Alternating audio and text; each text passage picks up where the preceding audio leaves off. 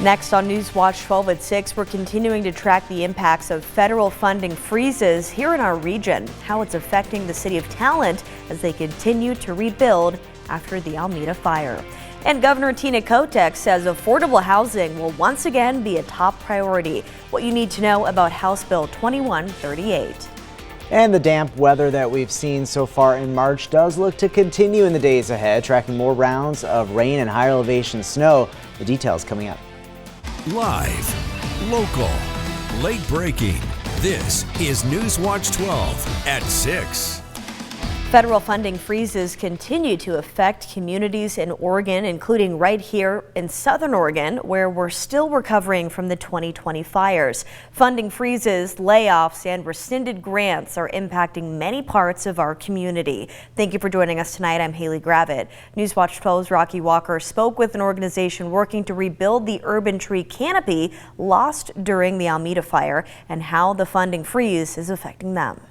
22 right here so far, and probably another 50 to come just in this one park. Mike Oxentine describes projects his group's done to replace fire-damaged trees and rebuild the urban canopy post-Alameda fire. A program greatly affected by Trump's funding freezes and cuts. Our organization had a $600,000 award from the Arbor Day Foundation, their Community Roots program, and the federal government retracted that contract. Meaning the 40 projects they had on the schedule, they're working to fulfill their contracts, but for some of them, we're not going to be able to provide those services. About 15 projects have already been completed, with the recipients counting their blessings. One says the impact on her property has been monumental, and she is sad to see this rebuild from the fire be hindered by the government.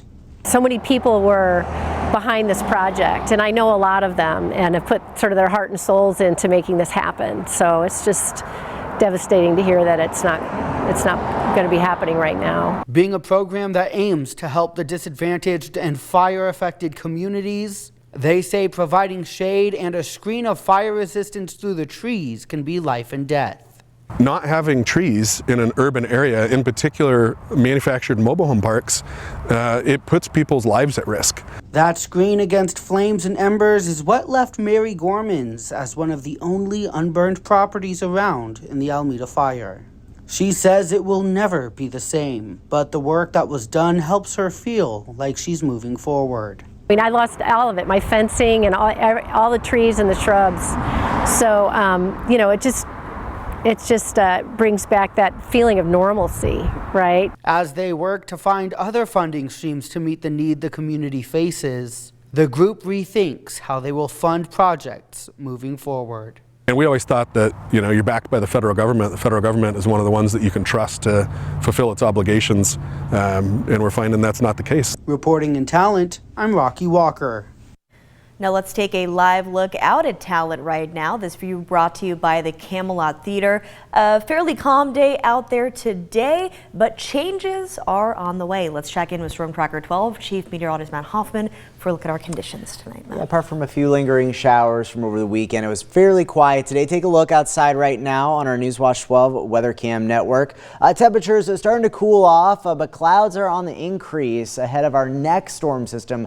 It will bring some more wet weather to our region as we head into late tonight on into your Tuesday. Take a look at rainfall totals, though. The past 48 hours, definitely it varied as far as precipitation amounts, but Gold Beach picking up just under 3/4 of an inch, just above 6/10 of an inch in Medford.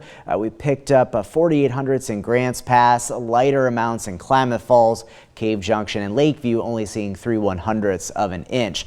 We have fairly quiet conditions overall, but notice some precipitation offshore. Some of that is going to start moving in more so late tonight with the main front that is still well offshore, but eventually rain will start to reach the coast into the early morning hours of tomorrow. Take a look at temperatures in the meantime. 52 right now in Medford. It's 54 in Klamath Falls, 47 in Montague, and sitting at 40 degrees in Lakeview. Winds fairly light, a bit of a breeze in the Shasta Valley as well as the basin, but winds will pick up late tonight as the front moves in for the coast, and then we'll see some breezier conditions tomorrow afternoon along and east of the Cascades. Take a look at tonight. In the meantime, clouds continue to increase down to 38 in Medford, 27 in Klamath Falls. Then tomorrow, pretty widespread rain, higher elevation snow into tomorrow morning, and then tapering to just some spotty showers for the afternoon with some breaks in the clouds, mainly seeing light snow accumulation above 4,500 feet. But we'll take a closer look at snow levels and precipitation amounts coming up in just a bit. And in Siskiyou County, CAL FIRE is hosting a livestock pass training ahead of fire season. This training is for commercial livestock operators to obtain a livestock pass. The pass is a permit that allows livestock operators to access evacuation zones to care for the livestock. This training is the only way that you can obtain a livestock pass. It'll be held on Wednesday from 10 a.m. to 2 p.m. at CAL FIRE headquarters in Wairika.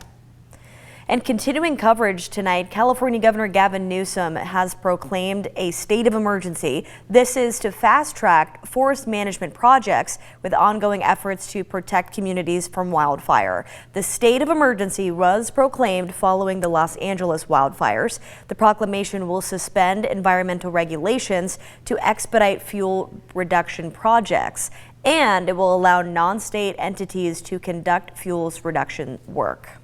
And 1 week from today, Oregon lawmakers will meet daily for the 2025 legislative session. Today, Governor Tina Kotek telling media that affordable housing will once again be a top priority. House Bill 2138 would allow for denser home buildings in cities. Kotek says the bill would reduce the amount of red tape that developers have to go through and incentivize developers to build a variety of affordable housing options. Building affordable or accessible housing is often at the discretion of the housing developer, and it's not always an easy choice for them to make given the challenges. So this bill is about choice, it's about affordability. The House Republican Caucus of Oregon also issuing a statement on affordable housing today, promoting 9 different House and Senate bills. We'll keep you updated as those bills move further along. And today, the Jackson County Emergency Management has launched the new Jackson Alerts system. This will replace Citizen Alert, which served both Jackson and Josephine counties. Josephine County will continue to use Citizen Alert. The service offers evacuation notices, weather warnings, and emergency updates. A link to access Jackson Alerts can be found on our website, kdrv.com.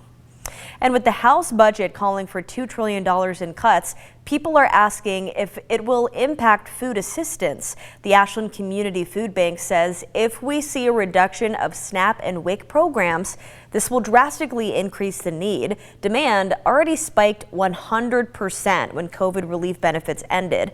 2024 data from United Way says that nearly half of working households struggle to afford basic needs. The food bank warns that program cuts could leave many more hungry. President Trump met with top national security advisors today to discuss Ukraine's security days after a meeting in the Oval Office between Trump and Ukrainian President Vladimir Zelensky turning into a heated argument. Christiane Cordero has the details from Washington. After meeting with European leaders, today Ukrainian President Zelensky is back on home turf as Russia's aggression rages on. Zelensky saying ongoing conversations are first steps towards peace and that a final deal about ending the war is very far away. President Trump today slammed those comments, claiming Zelensky's not ready for peace. He said he thinks the war's going to go on for a long time. And he better not be right about that. Zelensky, though not mentioning the president by name, countered with, quote, peace is needed as soon as possible, end quote. Trump cut Zelensky's White House visit short last week after that televised argument in the Oval Office. You don't have the cards right now. With us, you start having cards. Discussions between the two leaders have since stalled, with a larger peace deal hanging in the balance. It's imperative for cooler heads to prevail here and get everybody back to the negotiating table. European leaders responded to the Oval Office argument with renewed support for Ukraine. British Prime Minister Starmer outlined a new plan to his parliament today that includes offering boots on the ground to curb future Russian aggression. We agreed to develop a coalition of the willing, ready to defend a deal in Ukraine and guarantee the peace. Trump has called on Europe to contribute a larger share of security guarantees for Ukraine. The British Prime Minister's announcement included a $2 billion investment on air defense missiles made in the UK. Christiane Cordero, ABC News, Washington. And tomorrow night, Oregon U.S. Senator Jeff Merkley is hosting a live forum following President Trump's joint address to Congress. It will be live on both Facebook and YouTube for all Oregonians to attend. For links to submit questions and join the live stream, head to our website, kdrv.com. Let's move to a crime alert tonight, where two 20-year-olds are in jail in connection to the death of Jay Jackson. On Thursday, the Klamath Falls Police Department responded to the shooting of the 23-year-old. Jackson died from his injuries after life-saving measures were administered. Two suspects were identified as the suspects running from the scene. Both were taken into custody on Saturday and are being held in the Klamath County Jail. More details can be found on kdrv.com. And a follow-up tonight, we are following the lawsuit against the City of Grants Pass for its homeless restrictions. Disability Rights Oregon and Oregon Law Center have requested an extension to prevent homeless people from being punished for camping on city property. The first restraining order was granted on February 3rd, with an extension granted the 17th. There has now been a lapse in the restraining order for 6 days. There has been a request for an additional extension until a preliminary injunction can be heard. That preliminary injunction is asking the court to not allow the city to create their two new campsites, instead asking the city to wait until the council is settled to add any camping sites so that they can extend their options.